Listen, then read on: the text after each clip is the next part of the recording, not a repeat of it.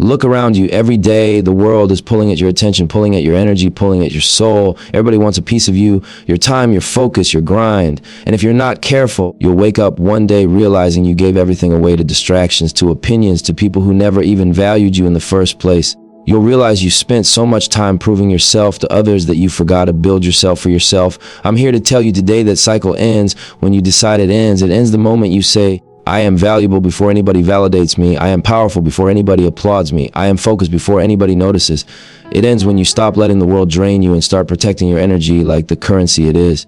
This isn't about ego. It's about survival. It's about growth.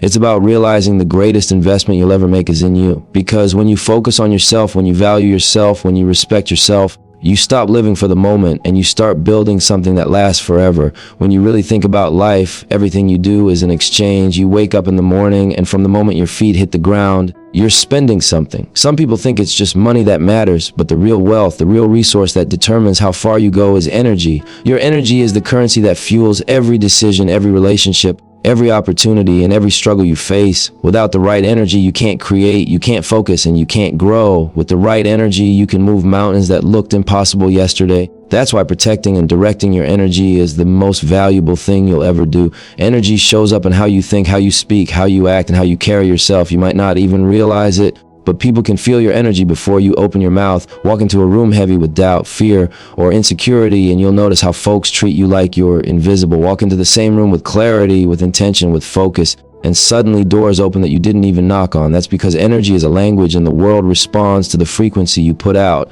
The tricky part is most of us are out here spending energy on the wrong things, worrying about opinions that don't build us, giving attention to distractions that don't feed us, engaging in cycles that keep us drained instead of inspired. And when your energy leaks in 1,000 directions, it's no wonder your life feels stuck in the same place. Think about the times you've given your energy to negativity. It's like pouring water into a cracked glass. No matter how much you pour in, it keeps leaking out. When you invest your energy in drama, in gossip, in proving yourself to people who don't even care, you're basically going broke in silence. You're bankrupting yourself before you even step into the real battles you need to fight. Every scroll through endless feeds with no purpose, every conversation that steals your peace, every hour you give to self-doubt, it's all energy spent.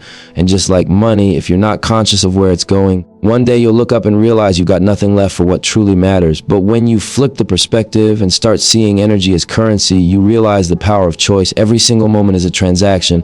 The question is, are you investing or are you wasting? Are you putting your energy into things that grow you, or are you letting it bleed into places that don't return anything? When you invest energy in your goals, in your health, in your learning, in your craft, you build equity, you compound strength, you create momentum that starts working for you even when you're tired. The same way money multiplies when it's placed in the right investments, energy multiplies when it's poured into the right places. That's how ordinary days become stepping stones to extraordinary results. Directing energy isn't always about working harder, it's about working smarter. You can grind day and night, but if your energy is scattered, you're just running in circles. Focus turns energy into progress. If you've ever seen a magnifying glass turn sunlight into fire, you know what I'm talking about. The light was always there, but it needed focus to unlock its power. Your energy works the same way. Spread thin, it barely warms anything. Focused, it can burn through barriers and spark transformations. The discipline is learning to say no. No to distractions that look attractive but slow you down. No to people who drain you without giving anything back. No to habits that steal your time and leave you empty. Every no is actually a yes to conserving your energy for the battles that matter. And the truth is, the world will always try to pull your energy away from yourself. There's always going to be a demand for your attention. Media wants it. Marketing wants it. Strangers online want it. Sometimes even people close to you want it more than they deserve. If you don't claim ownership of your energy, it gets spent for you. You end up financing someone else's dream while your own sits in the corner collecting dust. Taking control of your energy means being intentional about who and what gets access to you. It's not about being cold. It's about being clear. When you understand that energy is currency, you realize you can't afford to hand it out like it's free. Energy is also tied to what you allow into your body and your mind. Food, sleep, exercise, conversations, even the music and words you consume, all of that is either charging your energy or depleting it. You ever notice how some environments leave you feeling alive and ready, while others leave you feeling heavy and drained? That's energy management. Too many people wonder why they can't focus or why they feel lost, but they never look at where they're placing their energy on a daily basis. If you feed your spirit chaos, don't be surprised when chaos grows inside you. If you feed your mind with clarity, positivity, and discipline, that becomes the energy you give back to the world. What's powerful about this understanding is that it puts responsibility in your hands. You might not control everything that happens around you, but you do control where you spend your energy. You decide what gets your focus and what gets your silence. You decide whether you're building or wasting. And once you take accountability for that, life shifts. You start seeing distractions for what they are, expensive detours. You stop entertaining negativity because you know it's too costly. You stop pouring into places that give you nothing because you know your energy is worth more. The real wealth isn't about how much money you stack. It's about how much energy you preserve and invest wisely, because with the right energy, you can generate ideas that make money, build networks that open doors, and create opportunities that money alone could never buy. Energy is the source. It's the foundation. And once you guard it, respect it, and channel it, you step into a level of focus and power that can't be denied. The biggest trap people fall into is waiting for somebody else to tell them who they are. Waiting for a parent, a friend, a boss, a stranger on the internet, somebody with a little status to stamp their worth with approval. That's the problem. Too many people are starving for validation like it's oxygen, chasing applause, chasing likes, chasing nods from people who don't even know themselves. And the truth is, as long as you're depending on the outside to tell you your value, you're living on borrowed power. The moment they take it away, you collapse.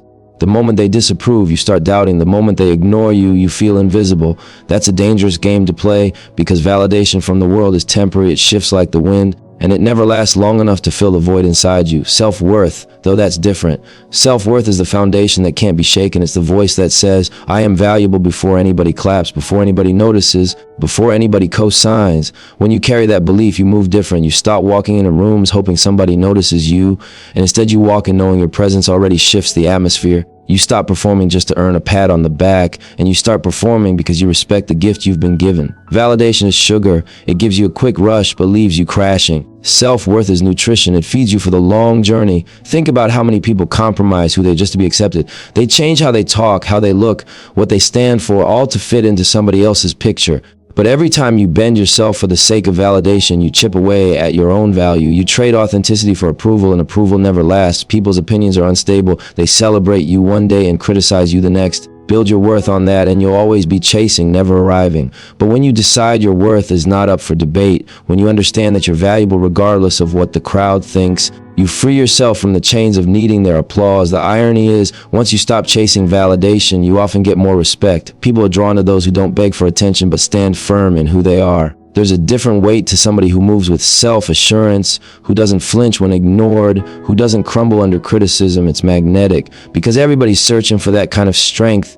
And when they see it in you, it commands recognition, not because you asked for it, but because self-worth can't be hidden. It radiates. You've got to train yourself to recognize that validation is not the prize. The real prize is waking up in the morning knowing you don't have to prove anything to anyone. It's doing the work because you believe in it, not because you're counting applause. It's walking your path, even if nobody claps along the way. That kind of independence is rare, but it's necessary if you want peace. Otherwise, you'll always be restless, waiting for the next compliment, the next external hit to keep you going. That's how people get addicted to approval, and addictions always cost you more than they give. This doesn't mean you ignore feedback or never appreciate support. It means you don't depend on it for your value. Support becomes a bonus, not the source. Validation becomes a reflection, not the definition. That shift changes everything. You no longer feel empty when you're overlooked. You no longer break down when somebody criticizes you. You no longer inflate when somebody praises you because you already know your worth before they open their mouths. A lot of people think self-worth is arrogance, but it's the opposite. Arrogance is insecure, it's loud, it's desperate to prove superiority. Self-worth is quiet, steady, and unshakable. It doesn't need to scream because it's already rooted. When you value yourself first, you don't need to put anyone else down to feel tall. You don't need to flex what you have to feel seen. You just stand as you are, knowing that's enough. And here's something else. When you put self-worth before validation, you also protect yourself from exploitation. People prey on those who need approval. They dangle opportunities, attention, and acceptance, but with strings attached. They control you by threatening to take it away. But when you know your value without them, their leverage disappears. You can walk away from deals that compromise your integrity. You can leave relationships that drain your spirit. You can stand alone without fear because you're not depending on them to validate your existence. That freedom is priceless. Ask yourself how much of your life has been lived chasing validation. How many choices were made not because they felt right to you, but because you wanted someone else to be impressed? How many times you silenced your own voice so others could clap? How many times you settled for less just to keep approval? Now imagine what happens when you flip that, when every choice is rooted in self-worth, when every move is fueled by inner value. You start aligning with your true path. You start attracting the right opportunities because you're no longer desperate for the wrong ones. You start experiencing a peace that validation can't give you Because validation is temporary, but self-worth is permanent. It takes practice. Every day you'll be tempted to measure yourself against outside voices. Every day the world will present another mirror that distorts your reflection. But the discipline is reminding yourself that your worth isn't up for debate. It's not for sale. It's not negotiable. You were valuable before they noticed you, and you'll be valuable after they forget you. Every single one of us wakes up with 24 hours, the same as everybody else. What separates the ones who rise from the ones who stall isn't talent alone. It isn't luck. It isn't even opportunity, it's discipline. Discipline is the ability to say no when distractions are screaming yes. Discipline is a choice to lock in when your environment is pulling you in 1,000 directions. Discipline is the muscle that separates potential from progress. And the truth is, most people lose the battle not because they don't have the ability, but because they keep getting distracted. Distractions don't always look dangerous. They don't always show up as chaos. Sometimes they come dressed as comfort, as entertainment, as a quick break that turns into hours. They come as notifications on your phone, conversations that lead nowhere, habits that feel harmless but eat away at your focus. And the problem is, distractions don't ask permission. They sneak in quietly, and before you know it, the day is gone, the week is gone, and your goals are sitting untouched. The world is designed to keep you distracted. Every company, every platform, every ad is competing for your attention. They know if they control your focus, they control your choices. So if you don't train yourself to be disciplined, you're basically handing the steering wheel of your life over to distractions. Discipline is the act of choosing the long-term vision over the short-term impulse. It's waking up earlier than your comfort zone wants you to. It's studying when your friends are out. It's grinding on your craft when nobody's watching, because you know the work compounds even when the audience is empty. Distractions offer you quick satisfaction, but discipline builds the foundation that satisfaction can never replace. Discipline is boring sometimes, it's repetitive. It's showing up when the excitement fades, when the motivation dries up, when you don't feel like it. That's why most people don't stick to it. They're addicted to the thrill of starting, not the grind of staying. But greatness doesn't come from sparks. It comes from steady fire. Think about athletes, artists, entrepreneurs, anybody who's really built something lasting. What makes them different isn't that they never get distracted. It's that they mastered the art of returning to focus. They set boundaries that protect their vision. They cut off people, habits, and environments that steal their energy. They understand that every yes to a distraction is a no to their purpose. And that awareness shapes every decision. When you're disciplined, you start asking yourself, does this align with where I'm going, or is it just pulling me off course? That one question can save years of wasted energy. The hardest part is that distractions often come disguised as opportunities. You'll be tempted by shortcuts, by side routes, by shiny offers that look good on the surface but don't serve the bigger mission. Discipline gives you the clarity to say, not everything good is meant for me right now. Without that clarity, you'll keep chasing everything and catching nothing. You'll spread yourself thin, trying to be everywhere and end up nowhere. But when you're disciplined, you stay rooted in your lane until the fruit grows. You understand timing. You understand sacrifice. You understand that patience pays more than impulsiveness ever will. Discipline isn't about being rigid. It's about being intentional. It's not about cutting joy out of your life. It's about cutting distractions that cost more than they give. You can enjoy yourself, but not at the expense of your vision. You can rest, but not to the point of rust. You can celebrate, but not so much that you forget why you started. Distraction wants you to live for the moment and forget the future. Discipline wants you to build in the moment so your future is secure. One drains you, the other grows you. And every day you're casting a vote, discipline or distraction. What makes distractions so dangerous is that they're comfortable. They don't challenge you, they don't demand growth. They keep you stuck in cycles that feel safe but lead nowhere. Discipline, on the other hand, is uncomfortable. It forces you to stretch, to say no to delayed gratification, to resist urges. And most people would rather stay comfortable than face that discomfort. But here's the secret: comfort zones are where dreams go to die. If you can't trade a little comfort now, you'll never experience the freedom later. Discipline may cost you in the moment, but distraction robs you forever. It takes self-awareness to even recognize your distractions. Some people are distracted by their phones. Some are distracted by toxic relationships. Some are distracted by their own thoughts, their fears, their doubts.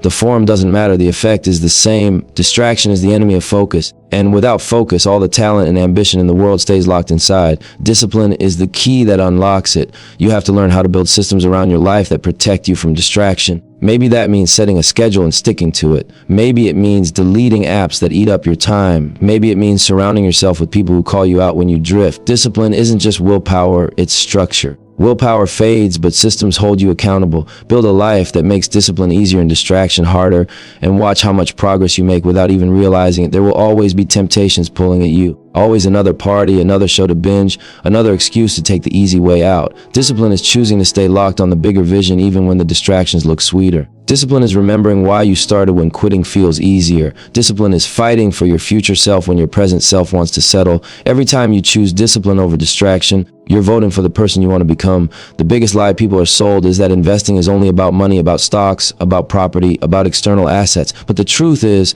the first and most important investment is yourself. If you don't build you, if you don't develop you, if you don't protect and upgrade the core of who you are, every other investment falls apart. You are the foundation, and without strengthening the foundation, nothing you stack on top of it lasts. Investing in yourself means seeing yourself as the most valuable asset you will ever own. It's the time you put into learning, into expanding your mind, into sharpening your skills. It's the energy you put into your body, because your health is the vehicle for everything you do. It's the attention you give to your spirit and your peace, because without clarity, all the success in the world feels like chaos. Too many people pour themselves into building a lifestyle before building themselves, and then they wonder why they're empty even when the money, the status, or the applause shows up. If you haven't invested in yourself, you won't even know how to hold on to what you've earned. Think about it. You can give two people the same opportunity, the same resources, the same stage, but if one has been investing in themselves and the other hasn't, the outcomes will be completely different. The one who's disciplined, who's educated themselves, who's developed resilience will multiply what's given. The one who hasn't will waste it, lose it, or let it destroy them. That's why the richest soil you can ever plant seeds in is your own growth. Because no matter where life places you, no matter what gets taken from you, what you've built within yourself can never be stolen. Investing in yourself is about treating time like capital. Instead of spending hours lost in distractions, you put that time into learning a new craft, developing your body, feeding your mind. Every book you read, every skill you practice, every workout you push through, every moment of reflection you take, it's all compounding interest. It doesn't always show up immediately, but over time, the growth becomes undeniable. Knowledge you picked up months ago suddenly opens doors. A skill you've been quietly sharpening suddenly becomes the key to opportunity. The discipline you've been training in silence suddenly positions you for a breakthrough. That's the return on investment. The challenge is, most people invest more in appearances than in substance. They'll spend thousands on clothes to look valuable, but won't spend a fraction of that on courses or tools to actually become valuable. They'll spend endless hours curating an image online, but barely spend minutes working on their character offline. But appearances fade, trends die, and clout disappears. Substance, though, that lasts. When you invest in yourself, you're not chasing temporary validation, you're building permanent elevation. Your body is an investment account too. Without health, nothing else matters. You can grind all you want, but if your body collapses, the grind ends. Taking care of your health, eating right, exercising, sleeping enough isn't just self-care, it's strategy. It's how you ensure longevity, how you protect your ability to show up for the long run. You don't want to be the person who burned out early chasing success, but never had the strength to enjoy it. Longevity is built in the daily choices you make with your health, and that's one of the smartest investments you can make. Then there's your mental and emotional growth. Investing in yourself means dealing with your wounds, learning how to manage your emotions, building resilience to stress. Too many people overlook this part, and they end up self-sabotaging the very success they work so hard for. You can have the talent, the resources, and the opportunities, but if your mind is unstable, you'll collapse under the weight of your own blessings. Strengthening your inner world, learning emotional intelligence, practicing mindfulness, seeking healing when you need it. This is all part of the investment. It might not look glamorous, but it's what ensures that when you rise, you stay there. Another part of investing in yourself is your environment, who you surround yourself with, what kind of conversations you engage in, what kind of energy you let into your space. All of this is investment. If you spend time around people who challenge you, inspire you, who push you to level up, that energy multiplies. If you surround yourself with people who drain you, distract you, or settle for less, that energy pulls you down. Protecting your circle is a form of investing in yourself, because environment shapes growth more than most people realize. Investing in yourself also means betting on your ideas even when nobody else does. It means putting time, money, and energy into developing your vision instead of waiting for somebody else to validate it. Nobody will ever believe in you as much as you can believe in you. And if you're not willing to invest in yourself, why should anyone else? When you take the step to put something into your own growth, you send a message to yourself and the world that you're serious. That seriousness attracts opportunities, but it starts with your willingness to invest first. And let's not forget patience. Investments don't grow overnight. You can't put in work for a week and expect a lifetime of returns. Self-investment is about consistency. Day by day, hour by hour, you keep depositing into yourself. Even when you don't see results immediately, you trust the process. Because just like financial investment, self-investment compounds over time. What feels like small steps now turns into massive leaps later. What feels like invisible effort now becomes visible transformation down the line. You are the only investment guaranteed to follow you wherever you go. Jobs can change, markets can crash, people can leave, circumstances can shift, but what you've built inside yourself stays. Skill stay, wisdom stays, discipline stay, confidence stays, and when life knocks you down, it's the investments you've made in yourself that determine whether you stay down or rise again. Respect is something everybody wants, but few people realize it starts with the standards you set for yourself. People don't just respect you because you ask for it. They respect you because you draw lines that say, this is who I am, this is what I allow, this is where I stand, and anything outside of that is no place in my life. Those lines are called boundaries. And boundaries are not walls meant to isolate you. They're fences that protect you. They guard your energy, your peace, your focus, and your dignity. Without them, people will take as much as you're willing to give, and they'll keep taking until there's nothing left of you. The truth is, boundaries teach people how to treat you. If you allow constant disrespect, constant lateness, constant disregard, people assume that's the standard. But when you set boundaries and enforce them, you communicate without even speaking that your time, your presence, your energy have value. The people who respect you will adjust, and the people who don't will resist. Either way, you get clarity on who belongs in your circle and who doesn't. And that clarity saves you from wasting years giving access to people who never deserved it in the first place. Boundaries aren't about being rude, they're about being real. Too many of us fear setting boundaries because we don't want to disappoint people, don't want to look selfish, don't want to rock the boat. But the reality is, every time you say yes when you mean no, you disrespect yourself. Every time you let somebody cross a line because you're afraid to speak up, you teach yourself that your needs don't matter. Boundaries are not selfish, they're self-respect in action. When you learn to honor your own limits, you model what it looks like for others to do the same. Respect follows consistency. You can't set a boundary once and then let it slide the next time. That tells people you don't really mean it.